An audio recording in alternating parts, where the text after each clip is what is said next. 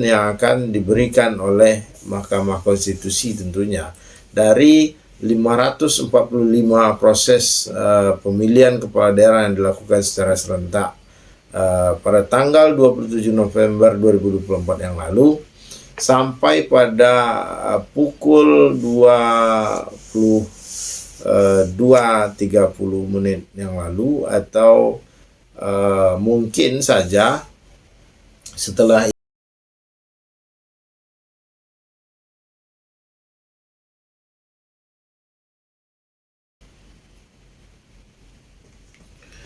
Assalamualaikum warahmatullahi wabarakatuh. Alhamdulillahirrahmanirrahim. Bersyukur kita kehadiran Allah Subhanahu wa Ta'ala atas segala nikmat yang sudah diberikan selama ini. Selawat beriring salam juga tidak lupa kita kirimkan kepada junjungan Allah Nabi besar Muhammad sallallahu alaihi wasallam dengan mengucapkan Allahumma shalli ala sayyidina Muhammad wa ala ali sayyidina Muhammad. Mudah-mudahan dengan banyak kita berselawat kepada beliau, Allah izinkan kelak di yaumil mahsyar beliau untuk memberikan syafaat kepada kita, sehingga kita termasuk kepada orang-orang yang memperoleh pertolongan dari Allah dan Rasulnya. Sobat-sobat sekalian dimanapun Anda berada, bertemu lagi kita dalam video online khususnya pembelajaran online tentang ilmu hukum dalam channel Gusri Putra Dodi atau Gusri PD27. Sobat-sobat sekalian, pasca 27 November 2024 telah selesai dilakukan pilkada serentak di seluruh Indonesia. Ada terjadi 545 pemilihan kepala daerah yang dilakukan. Ada 508 pemilihan kepala daerah setingkat kabupaten kota, dan ada 37 pemilihan kepala daerah setingkat gubernur atau kepala daerah tingkat provinsi. Nah, dari 545 proses pemilihan kepala daerah atau pemilu kada atau pilkada serentak yang dilakukan pada 27 November 2024 yang lalu, tentunya banyak sedikitnya menyisakan suatu guratan-guratan permasalahan. Apakah itu permasalahan secara hukum atau memang murni permasalahan tentang proses pemilihan umum kepala daerah tersebut atau tentang proses pemilu kada tersebut. Nah, berdasarkan informasi yang saya peroleh dari berbagai pemberitaan atau dari berbagai sumber berita yang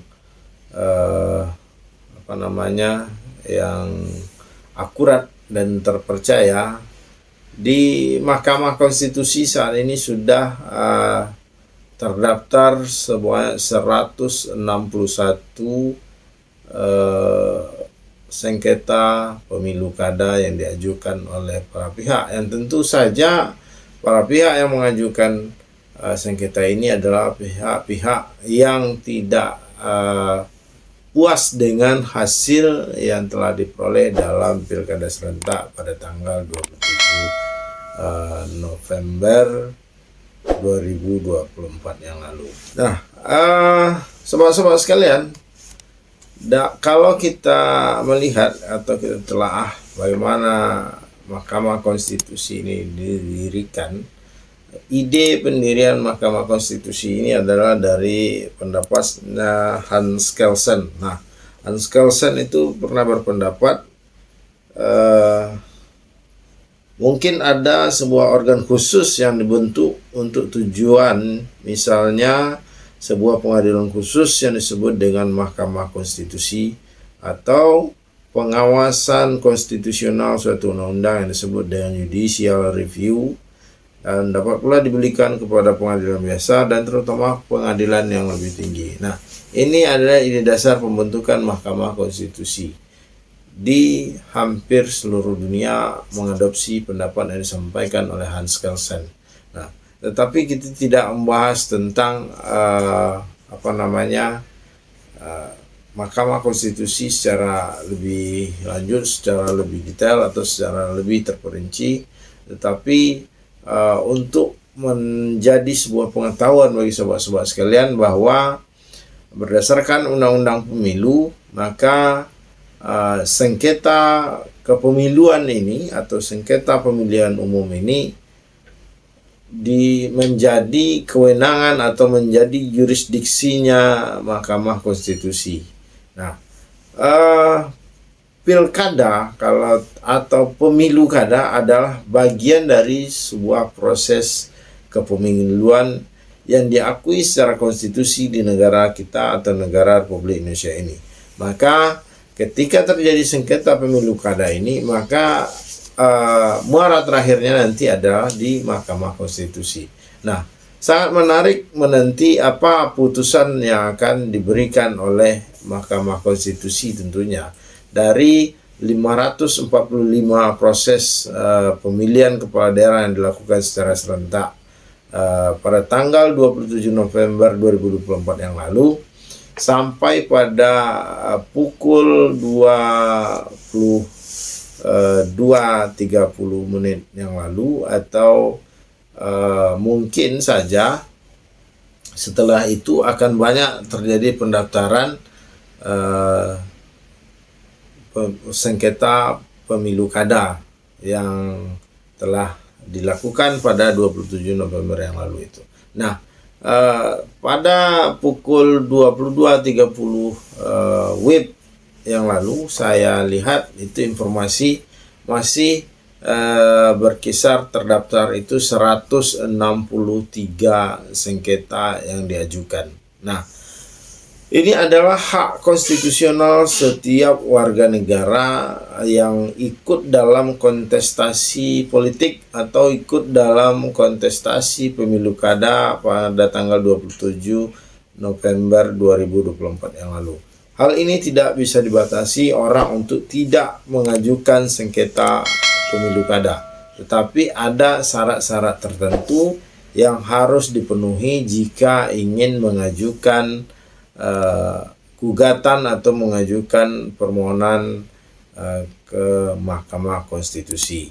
Nah, hal ini tentu sudah dipersiapkan dengan baik, sudah dipersiapkan dengan matang atau secara sempurna oleh tim-tim hukum dari pasangan calon yang tentu saja tidak menerima atau tidak puas dengan hasil penyelenggaraan pemilihan umum kepala daerah yang dilakukan oleh KPUD secara serentak di seluruh Indonesia ini. Nah, persoalan apakah hasil ini sesuai dengan ekspektasi atau tidak, ini yang menjadi inti dari persoalan sebenarnya diajukan ke Mahkamah Konstitusi ini. Nah, bagaimana putusan yang akan diberikan oleh Mahkamah Konstitusi tentu juga maksudnya sangat erat hubungannya dengan pembuktiannya kelak. Nah, kenapa hal ini perlu persiapan yang matang, perlu persiapan yang sebaik-baik mungkin, semaksimal mungkin, karena pemeriksaan perkara di Mahkamah Konstitusi ini dilakukan sangat cepat atau sangat terbatas waktunya. Undang-undang hanya memberikan waktu selama 45 hari untuk menyelesaikan sengketa pemilu yang sudah didaftarkan dan yang sudah diregistrasi di Mahkamah Konstitusi. Waktu 45 hari ini adalah waktu yang paling maksimal. Tidak ada tambahan waktu untuk penyelesaian sengketa pemilu yang diajukan atau pemilu kada yang diajukan ke Mahkamah Konstitusi. Nah, dari 161 sengketa yang diajukan ini, nanti mekanisme pemeriksaannya akan diatur oleh Mahkamah Konstitusi. Nah, dari berdasarkan apa yang telah lalu, sengketa pemilu kada ini diperiksa dalam panel-panel yang dibentuk oleh Mahkamah Konstitusi. Nah, ada semacam aturan main di Mahkamah Konstitusi, seperti misalnya hakim konstitusi yang berasal dari wilayah Sumatera itu tidak diperkenankan atau tidak diperbolehkan memeriksa sengketa pemilu kada atau sengketa pilkada yang berasal dari Pulau Sumatera. Begitu juga dengan hakim konstitusi dari daerah-daerah atau dari wilayah lain maksudnya.